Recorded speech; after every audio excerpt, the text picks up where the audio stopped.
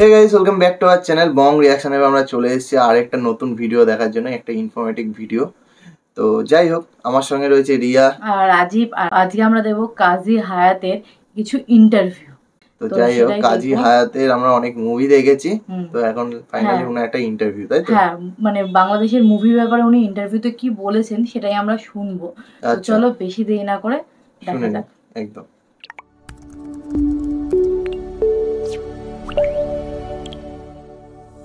পারেনি কিছু দুষ্ট লোকের কারণে। সেই বিবেকবানদের কাছে আমার প্রশ্ন থাকলো, কে সত্য কে মিথ্যা, কে ভালো কে মন্দ আপনারাও জানেন। আমরা যে কথাটি বলছিলাম, আসলে চলচ্চিত্র এখন যে অবস্থানে আছে, কিংবা আগের যে সোনালী অতীতের কথা আমরা বলছিলাম, এখন আসলে চলচ্চিত্র যে অবস্থানে আছে সেই জায়গাটি থেকে কি আপনি মনে করেন না আসলে পরিচালক, প্রযোজক কিংবা যারা আসলে চলচ্চিত্র সংশ্লিষ্ট আছেন তাদের অনেকখানি দায়ভারের জায়গা আছে?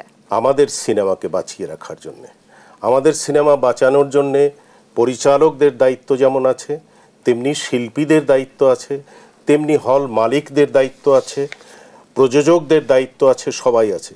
দেখেন কি দুঃখের বিষয়, প্রযোজকরা হলো, আমরা বলি, শিরোমণি চলচ্চিত্রের। সেখানে একটা অর্গানাইজেশন আছে, চলচ্চিত্র প্রযোজক সমিতি। দীর্ঘদিন যাবৎ, আজ কয়েক বছর যাবৎ সেখানে কোনো নির্বাচন হয় না। একজন বাণিজ্য মন্ত্রণালয় থেকে একজন প্রশাসক এসে সেটা দেখাশোনা করে। অদ্ভুত বিষয়, আমরা সিনেমার লোকেরা নিজেরা বসে এটার কিন্তু কোনো সমাধান করতে পারি নাই, নিজেরা বিরোধ। হ্যাঁ, কেন পারেননি? পারেনি কিছু দুষ্ট লোকের কারণে। পরিষ্কার কথা আমার, কিছু দুষ্ট লোক আছে যারা সব সময় নেগেটিভ চিন্তা করে, যারা সব সময় চলচ্চিত্রের শত্রু ছিল। তাদের কারণে আমরা এই জায়গাগুলো সঠিক করতে পারিনি। এবং আপনি যে বললেন চলচ্চিত্রের সুদিন, এবং একটু আগে কথা হচ্ছিল, আমার মনে পড়ে গেল হঠাৎ। আপনারা শুনলে অবাক হবেন, আপনারাও হয়তো জানেন না, আম্মাজান ছবিটা যেদিন রিলিজ হলো, বৃহস্পতিবারে নিয়ে যায় কিন্তু প্রিন্ট, 1,02,00,000 টাকা খরচ ছিল টোটাল ছবিতে। 1,04,00,000 টাকা দীপজল, 2 লক্ষ টাকা লাভ করলো বৃহস্পতিবার রাত্রে। 1,04,00,000 টাকা সে জিপে ভরে নিয়ে গেল, মানে রিলিজ ডেতে 2 লক্ষ টাকা লাভ। এমন দিন ছিল আমার চলচ্চিত্রের, সেই দিন নেই। 1300 সিনেমা হল নেই। আজকে সিনেমা হলকেই বাঁচানোর জন্য শুধু এই প্রযোজক বলেন, পরিচালক বলেন, আমরা বলেন, ইভেন শিল্পীরা পর্যন্ত, মন্ত্রী মহোদয়, মাননীয় মন্ত্রী মহোদয় বারবার বলেছিলেন, যখন হিন্দি ছবির জন্য বলা হচ্ছিল তখন উনি বলছিলেন, কোথায় শিল্পী সমিতি? শিল্পী সমিতি এসে আমাকে না বলা পর্যন্ত আমি দেব না। শিল্পীদের কথা, এবং সেই শিল্পী সমিতি যখন গিয়েছে, তারা যখন অনুমতি দিয়েছে, তখন তিনি এই পাঠান ছবিটা। কিন্তু আবার এই শিল্পী সমিতির মাঝেও আমরা দেখতে পাই অনেক ধরনের বিভেদ আছে, তাদেরকে নিয়েও আসলে অনেক আলোচনা সমালোচনার জায়গা সৃষ্টি হয়েছে।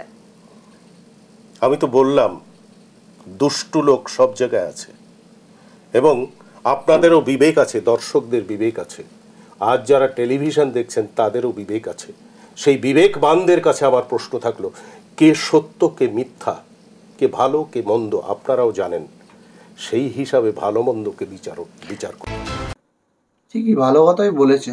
মানে সত্যিকার কিছু দুষ্টু লোকেদের জন্য আজ চলচ্চিত্রে অনেকটা হ্যাম্পার, মানে কাজের। হ্যাঁ, সেটাই। মানে সব জায়গায় ভালো খারাপ তো থাকেই, একদম ভালো খারাপ থাকবেই। যেখানে ভালো আছে সেখানে কিছু মানুষ আছে যারা খারাপ করার জন্য উঠে পড়ে লাগে, খারাপ চায়, অনেকের ভালো দেখতে পায় না। হ্যাঁ, আর এটা ঠিক কথা। মানে এটা আমরা জানি না, মানে কতটা আমরা হয়তো সেভাবে জানি না, বাট এটা ঠিক কথা যে আগে যেই চলচ্চিত্রগুলো চলতো, মানে আগে যেই মুভিগুলো হতো, সেই মুভিগুলোর তুলনায় এখন যেগুলো মুভিগুলো হয় তার মান অনেক কমে গেছে। মানে স্টোরির মান অনেক কমে গেছে। হয়তো ভিডিও এডিটিং বা মানে কি বলে লোকেশন, তারপরে অনেক কিছু ইমপ্রুভ হয়েছে, কিন্তু মেইন স্টোরির ইমপ্রুভমেন্ট আর হয়, সেটাই, সমস্ত কিছু ইমপ্রুভ হয়েছে, কিন্তু স্টোরিটার নিচে নেমে গেছে। একদম, স্টোরিটার এখন আগের মতো নেই। এটা বুঝে পাই না যে চলচ্চিত্রের পিছনে যে অনেকে হাত ধুয়ে পড়ে আছে, যেটা বললো কাজী হায়াত স্যার, কিন্তু নিজের দেশের মুভি তো ভাই নিজের দেশেরই তো উন্নতি হবে, কিছু যদি ভালো মুভি বেরোয় নিজের দেশেরই তো উন্নতি হবে। তাই সবকিছুর মানে কোনো কিছু দেশের কিছু হওয়া মানে দেশের উন্নতি। সেটাই। যেটা শুনলাম যে আম্মাজান মুভিটা এত ভালো টাকা ইনকাম করেছিল, মানে সত্যি মুভিটা টপ মুভি সময় না। আম্মাজান মুভিটা অবভিয়াসলি ভালো মুভি, আমরা দেখেছি আম্মাজানের ক্লিপ। 1,02,00,000 টাকা হচ্ছে মুভির বাজেট ছিল, তারপরে ফার্স্ট দিনে 2 লাখ টাকা, 1,04,00,000 টাকা কামিয়েছিল, মানে 2 লাখ টাকা ফার্স্ট দিনই ওরা কামিয়েছিল, প্রফিট করেছিল। হ্যাঁ, তো মানে বেশ ভালো লাগে এই ধরনের ইনফরমেশন শুনে যে অনেক উন্নতি করেছিল এক সময়, বাট এখন হচ্ছে অনেক নায়ক 2 লাখ টাকার মুভি সেই সময়কার ভাবো তুমি, আর এখন একটা মুভি করতে কয়েক কোটি টাকা খরচা। দেখো সেই সময় হয়তো সেই সময় দেখো প্রথমত অত ভালো ক্যামেরা, অত ভালো এডিটিং, অত ভালো লাইট, তারপর হচ্ছে ভিজুয়ালাইজেশন, এগুলো কিন্তু এত ডেভেলপ ছিল না। এখন এগুলো সত্যি খুব ডেভেলপ। এখন ফোন দিয়ে মুভি বানিয়ে দিয়েছে, ফোন দিয়েও তো অনেকে নাটক শর্ট ফিল্ম বানিয়ে দিচ্ছে, শর্ট ফিল্ম গুলো তুমি ভাবো আইফোন দিয়েও বানিয়ে দিচ্ছে। তো সেখানে মুভির হয়তো কোয়ালিটি বেড়েছে, বাট কোয়ান্টিটি বলা যায় না, মানে কোয়ালিটি কি in the sense of quality বেড়েছে যে এইসব দিকে ভিজুয়ালাইজেশনের দিকে, কিন্তু স্টোরির দিকে কোয়ালিটি খুব কমে গেছে। তো এটা তার সঙ্গে সঙ্গে মুভির কোয়ান্টিটিও কমে গেছে। হ্যাঁ, তো ভালো মুভির কোয়ান্টিটি, ভালো মুভি পাওয়া খুব মুশকিল, মানে এটা সব দেশের ক্ষেত্রে। আমাদের দেশে অনেক মুভি হয়তো, ওই জন্য তো এখন এত ওয়েব সিরিজ ওই চলে, কেন চলে, ভালো মুভি বেরোয় না। আমরাও এটা মানে এটা আমি শুধু বাংলাদেশের কথা বলছি না, আমাদের দেশে অনেক মুভি বেরোয় প্রত্যেক 2-3 মাস 4 মাস, বছরে 3-4টে, মানে 6 মাস 7টা তো মুভি বেরোয়, তার বেশি।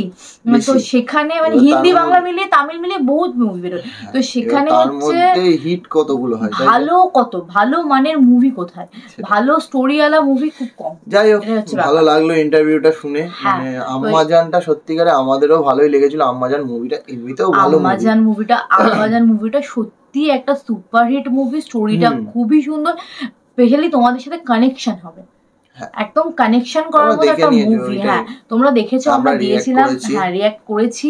তো সেখানে মান্না স্যারের অসাধারণ অ্যাক্টিং ছিল, সেটার কোনো তুলনা হয় না।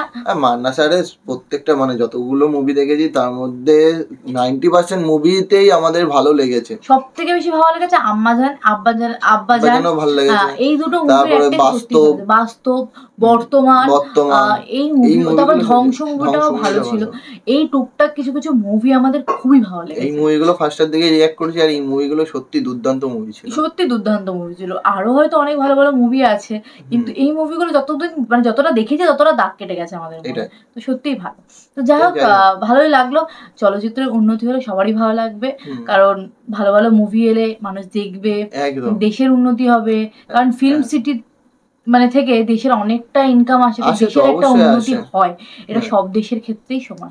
তো এই জন্য আর একটা বাংলা মানে আমাদের টলিউডের কথা বলছি আর তোমাদের ঢলিউডের কথা বলছি, যে বাংলা ইন্ডাস্ট্রিটাকে আগিয়ে নিয়ে যাওয়া তো আমাদের গর্বের ব্যাপার। এমনিই পড়ে গেছে এখন আমাদের টলিউডে, তো সেইভাবে তো মুভি আছে না। তাও এখন টলিউডে একটা মুভি বেরিয়েছে সবে, মির্জাটা ভালো চলছে। মির্জার স্টোরিটা সবাই ভালো বলছে, আমি এখনো দেখিনি অবশ্য।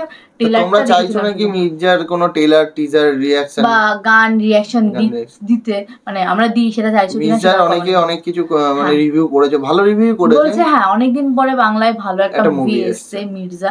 যদি তোমরা দেখতে চাও তাহলে ট্রেলার টিজারে আমরা রিঅ্যাকশন দিতে পারি। মুভিটা এখন আনতে পারবো কিনা জানি না, মুভি আনা সম্ভব না, কারণ সবে এখনো চলছে হলে, তো সেখানে মুভি আনা তো যাবে না।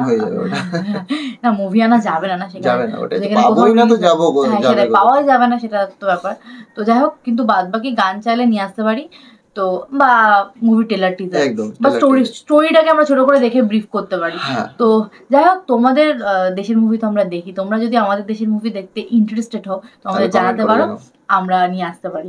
তো যাই হোক, চলো আজকে এই ভিডিওটা এখানে শেষ করছি, দেখা হচ্ছে নেক্সট ভিডিওতে। ততক্ষণের জন্য টাটা।